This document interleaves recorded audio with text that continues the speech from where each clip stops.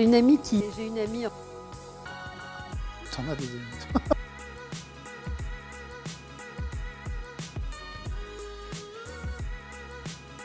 Vincent, j'ai une amie qui vit depuis 20 ans en concubinage. Ouais.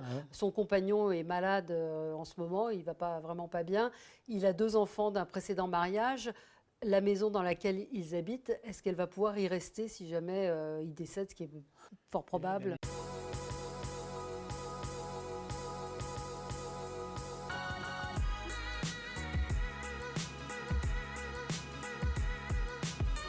La maison, elle est à qui?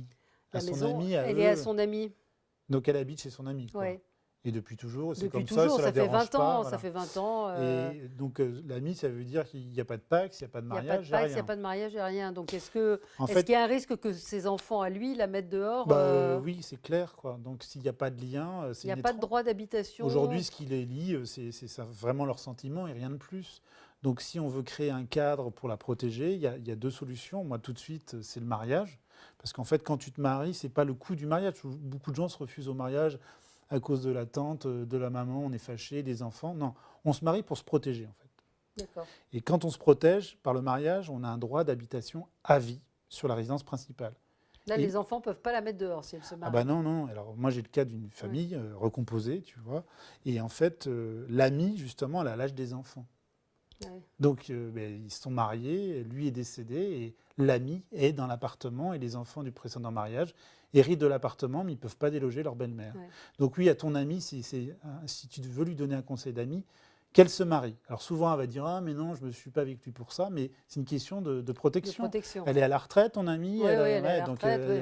elle a certainement une petite retraite, elle n'arrivera pas à se reloger. D'accord. Donc il y a le mariage, sinon il y a le Pacs, mais le Pacs va lui accorder un droit d'habitation d'1 an seulement.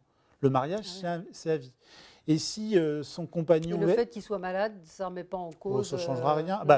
Ça dépend s'il a toute Ouais. sa capacité. Ouais.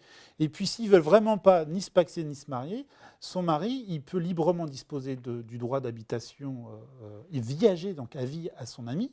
Mais 1 devra payer 60% de droit à l'État sur ce droit-là, et 2, elle devra indemniser les enfants. Parce D'accord. qu'il va dépasser Oui, la en fait quote-part, l'assiette. En ouais. fait. Ce qu'il faut que tu te dises, c'est comme un buffet le mariage. Tu as le droit à la grande assiette. Quand tu es paxé, tu as l'assiette moyenne. Et puis quand tu n'es pas du tout, tu as la T'as petite droit à assiette à rien du dessert. tout, Tu n'as rien du quasiment, tout. ouais. Donc qui se marie? Moi, je ne comprends pas que les gens ne se marient pas, franchement, Valérie. Après, il y a des situations, tu sais Ouais. comment c'est, mais la seule façon de la protéger, c'est de se marier.